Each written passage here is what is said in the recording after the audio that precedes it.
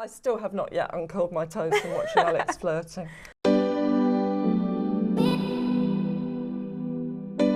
I'm Rebecca Lewis here with Metro.co.uk, and I'm with Judi James, and we're here to talk about the third week of Love Island. It's all kicking off, but we're going to start with possibly one of the most solid couples at the moment, Jack and Dani. Yeah, solid. They're really solid. No, actually, we are learning from Dani the only way to keep a guy, and it involves having a father who plays a hard guy villain.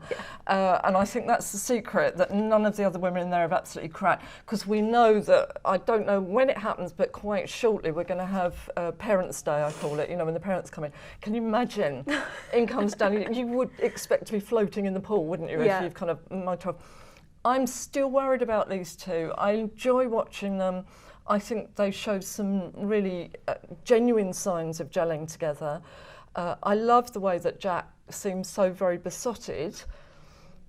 Dani, I'm not so sure about. If you watch the body language, you know, Jack is just so attentive and loving, and I'm not believing that, I'm a cynic. But every time he goes to kiss Dani, she's pushed, you know, it's like I nearly said pause. It's like, you know, when you try and cuddle a cat. So, and she will eventually, but she keeps using the phrase over and over again that I'm so glad that I found, and I'm waiting to hear the end of that sentence, like my next husband, my next lover, the best man I've ever met, the best pen salesman I've ever met in my life. But she finishes it off by saying, friend, I found a really good friend in here. And they're so similar. They talk at the same time, they talk over one another, they read one another's minds. I am worried at the moment that she's found a friend rather than a partner. You don't think she's just being cautious, perhaps?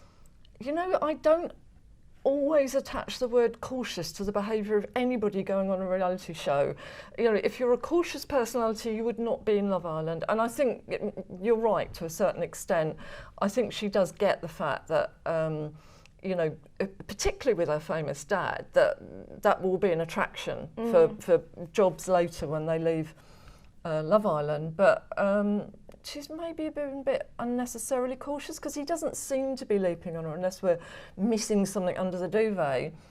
She could relax a little bit more now. And there are some good signs, you know, their legs will be meshed, or she will sort of be, but she tends to cuddle out. It's a comfort thing at the moment. Yeah. And I hope it lasts, because it's nice to watch and it's pleasant in a sea of rubbish that's going on in there. Wes and Laura. Now, these two have had a bit of a week of it with Ellie coming in and intentionally, unintentionally stirring it up. I mean, what are your thoughts on these two? I do love the way that the blondes go in. It's like, oh, you know, I didn't mean for that to happen. She's been flirting like crazy with Wes, and, you know, he has been responding big time. There are not enough boos in the world for Wes, as far as I'm concerned. He's a clever guy. He knows what he's doing. He's playing mind games with Laura. He'd been flirting, and I love the moment that Ellie kind of says to him, well, actually, I don't really want to know, because it's making her look bad. And he couldn't wait to go trotting up and look like he's giving Laura the best prize of her life. It was you all the time, Laura, you know. Yeah. Going, what? Hang on a minute, what have you been doing over there? And the worst thing was that Laura fell for it. I mean, the look of relief on Laura's face was quite pitiful to watch.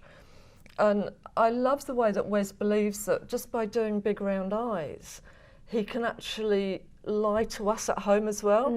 You know, he will go straight to camera, you know, nothing to do with me, you know, I didn't promise anything. He was all but proposing to Laura. He was the one that was pushing it on their date. He was the one that every time she said, well, I'm looking for that. Yeah, me too, you know, I want 20 children. Yeah, me too. He was the one that was pushing all of that side of it. And then suddenly Ellie walks in and, oh, it's a younger version. And being really beastly to Laura. And I know Laura should not have squirted cream in his eye. I mean, how phallic can she get, really, in dropping hints? But that wasn't a good thing to do. But he was playing her like a fiddle, I'm afraid, and he still is. Do you think his body language prior, so like you said, he had been fully on board, so to speak, and his body language seemed to show that, you think. But then he said this week, oh, I've been happy, but I could always be happier. Oh that my didn't God. seem to mesh with what he'd been acting like then. No, and really he let us know that he was playing Laura all of that time. I mean, telling her what she wanted to hear, behaving in anything she asked for. If she'd have said, you know, I like guys with blonde hair, he probably would have rushed to the toilet and got the bleach and come out and meet it. You know, it's just, he was trying to be such a perfect match. It was, you had to be cynical about that anyway. But then suddenly, when somebody else comes in, straight over to her. So, no, he's just trying to be Mr. Perfect. And I don't like the way that he's trying to justify his own behaviour rather than just admitting, so what, I'm a bit of a bad boy. So the big story of this week was Rosie and Adam, Zara coming in, the drama. So this was when Rosie took him to one side, gave her speech, and the nation seemed to cheer. Did they really? How do you think Adam was feeling throughout that whole situation? And do you think he showed any kind of remorse? No, I mean, the one thing that I would say about Adam, and I'm not going to stand up for the guy, he acts like a snake, but he looks like a snake. You know, I mean, you can't say, "Oh my goodness, I didn't know I was going to get bitten," because you can watch his progression through the house. And Rosie knew, because she was in the same position originally as Zara. She was the Zara at one time, so she kind of knew what she was getting. And I'm not saying that makes it right. I think the big thing with Adam was that when Rosie went into this quivering heap of, you know, tears and red lipstick and underboob and everything, he did sit there smiling, and he appeared to be smirking. It was a smirk. And again, I'm not standing up for him, but I think there are other reasons as to why he did that other than just being really beastly to her. He is very much alpha male with the other guys in there. You know, Jack's called him a god. Yeah. They see him as being the ultimate in manhood. And the big thing was, when Rosie came up and did the nod, and I haven't heard of that body language before, to me nodding is that, but for her it was that. And they all knew about it, didn't they? Did you nod me? Yes, I did. I thought, God, I'm a body language expert. I've not seen that one before. She humiliated him, and she was deliberately trying to humiliate him in front of the others. She did that walk as she walked away, which was a weird blend. It was somewhere between the SAS and Kim Kardashian. It was like marching, but with a bum doing a rumba around the back there. So she's trying to look strong but sexy. Amazing she didn't fall over. But he needed to keep up his alpha points with his mates that were watching him. And I think that thing where he just smiles, it looks like this isn't hurting me at all. I'm not going to sit here with my tail between my legs, because if an alpha does that, they lose that role in the pecking order. And I'm not saying that to excuse him, but I think that's why he did it, so he still looked like the hero to the guy. Isn't it sad that that's a hero to the guys? Yeah. Was there anything in his body language that suggested any kind of shame or embarrassment, or did you see anything? He didn't become incontinent. I mean, there was nothing subtle going on there. No, I didn't. I really, not at all. And I have to say, I think when he was looking at Rosie, part of the look that I read was that he was kind of saying to her, but we're on a show, it's a bit of a game. I thought you got it, and I can't believe that you didn't, and that you actually did get feelings for me. I think that's the kind of role that he's got, that this is actually a bit of a laugh and we're being filmed. Are you really taking it seriously? Someone who is taking it seriously is Dr. Alex. And now fans think he might have finally found love with Ellie. When you read this body language, is she into him? You really want me to say yes? Yes. Oh, yeah, absolutely. Oh, come on. He is like, you know, the boat's sinking and a bit of driftwood that's gone by, and she can cling to it because it means that if she pairs off with him, she'll be on the show for another week. He actually used that as his unique selling point, that I will pair off with you, and ka-ching for her. We've seen her flirting. We saw her with Wes. She was full on. She ain't doing that body language with Dr. Alex. I'm sorry. I mean, they did kiss, but it wasn't kissing as we know it, really, was it? It was something passionless and toe curling. I mean, literally, I still have not yet uncurled my toes from watching Alex flirting.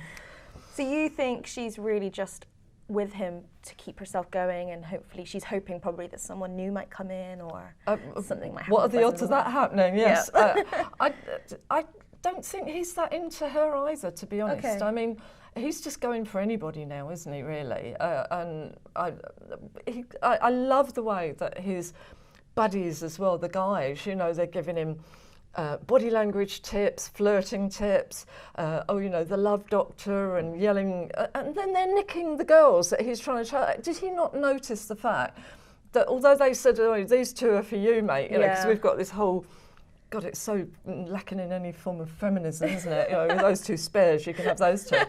And then they were quietly picking them off under his nose, and again he was left almost with nobody. Yeah. And it was only because Wes got told his story by Laura that he then went back, you know, and I think because I've forgotten her name, Ellie. Because Ellie realised that she was about to become really unpopular if she picked off Wes with the girls. I don't think they'd have let her live.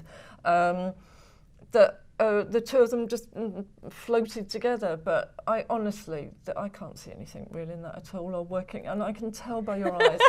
I can tell in your eyes you are willing me to say yes, so I will. Yes, those two have really got the makings of a good, lasting relationship. Put them at the top of the board above Jack and Dani. There's something. No, I can't do it. I can't do it. I was going to say, I think you just answered my question, but is there anyone at the moment who you think is, we're 3 weeks in, anyone who's really genuine at the moment? Do you think it's just Jack and Dani? Not even them? Oh, look, if you're going to, twist my arm, I will kind of say Jack and Dani. And I want Jack and Dani to be a real pair. But the rest of them, I'm sorry, no. You've got as much chance of two rocks falling in love in that house as most of those couplings in there. And some of them have vanished, they're so boring together. Well, this was my next question. There's also been some complaints or some discussion this week about where's Samira? And then also, where's Megan and EL? Because we haven't seen them much the last couple of days. If anything, I've forgotten. I was writing a list of the names and I thought, I've only got about 6 names up there. I really like Samira. I like her as a character, and I think almost, wouldn't it be interesting if she won as a singleton? That would be really funny, wouldn't it? I love myself Ireland, they could call it then, although she's not apparently vain. I think she's kind of the tie that binds in there. She's very good at sparking off some of the other action. But the other ones, I mean, Isle and Megan, forget it. I said models don't mate together. They don't make good pairings. They're about as sexy as if they're on a gig for the next clothing catalogue or something like that. They are definitely going for it on night camera, and I feel really dirty watching, because the lights go out and you go, all right, and you wish you hadn't watched it, and you see their little heads and they're doing pretendy kissy things, but it's nothing genuine going on. And Josh and Georgia, where have they gone as well? Who are they? No, again, nothing much going on between those two. They're doing sterling work under the duvet, but nothing particularly genuine or interesting or something. ITV really need to kind of throw in some game changers, don't they? Yeah. I'm not quite sure, but I have a feeling there's a guy going in there now.